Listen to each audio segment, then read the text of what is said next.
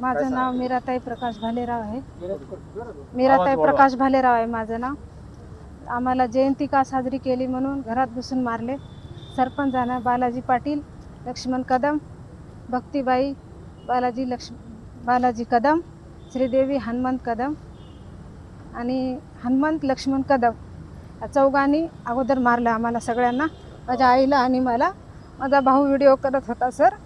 माझ्या ताईला मारले म्हणून माझ्या भावानं आले, त्याचा मोबाईल काढून घेतला सरपंचाने, व्हिडिओ करायला म्हणून फेकून दिला. माझ्या 10वीच्या मुलाला मारले, माझ्या मुलाचा मोबाईल फेकून दिला. आणि माझ्या भावावर माझे 2 भाऊ, माझे 2 चुलते आणि 2 मेहुणे आहेत.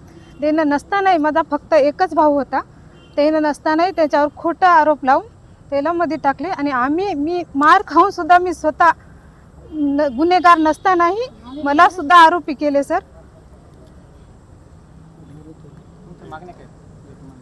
हो, आम्हाला न्याय, आम्हाला काय नाही सर, आम्हाला तिथं आता तर राहू देणार आणि आम्हाला फक्त न्याय हवा सर. शहरात पुनर्वसन करा, शहरामध्ये पुनर्वसन करा, आमची एवढीच मागणी आहे सर, एवढीच विनंती आहे सर.